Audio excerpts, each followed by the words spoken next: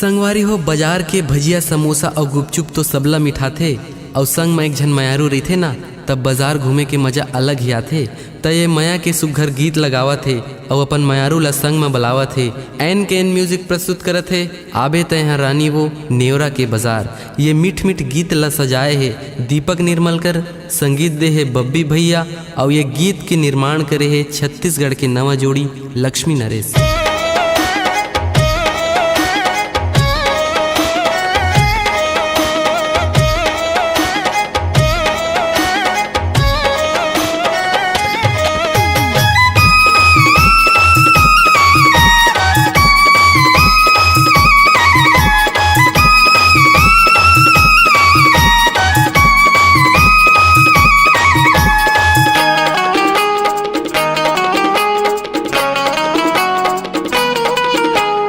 आबे कहरानी वो नेवरा के बाजार, खवाहूँ तो लगोरी वो चुप चुप रसदार।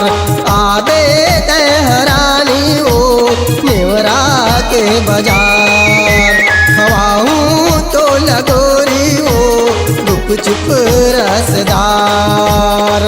हाथ में पहिराहूँ चूड़ी दिखबे तो छापन छुरी, हाथ में पहिराऊं चुरी दिखबे तो छापन छुरी।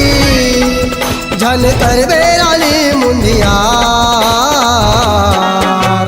आबे कहरानी वो नेवरा के बाजार, खवाहूँ तो लगोरी वो चुप चुप रसदार।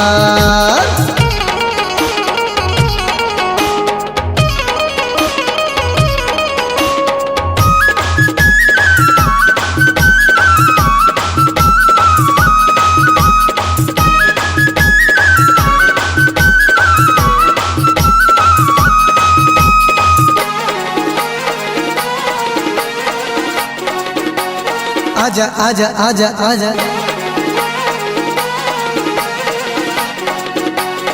आजा आजा आजा आजा।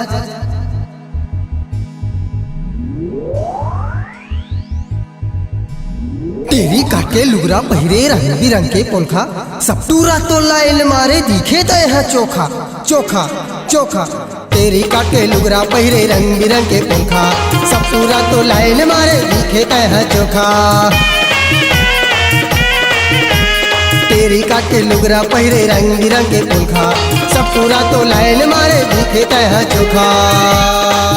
तोला देखे वो यूपी बिहार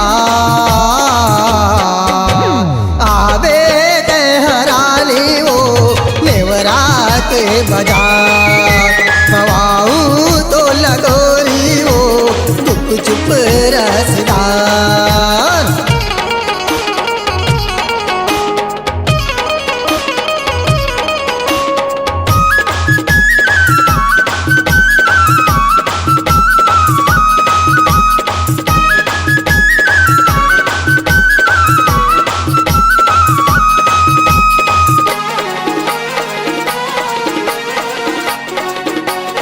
आजा आजा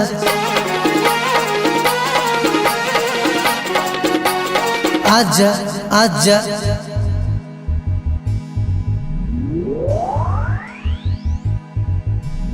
तोरे खातिर बैठे हवा दिल मा दिया बार के, छोड़बे झन तैदी पकला माया मोहनी डार के डार के डार के। तोर खातिर बैठे हवा दिल मा दिया बार के, छोड़बे झन तैदी पकला माया मोहनी डार के।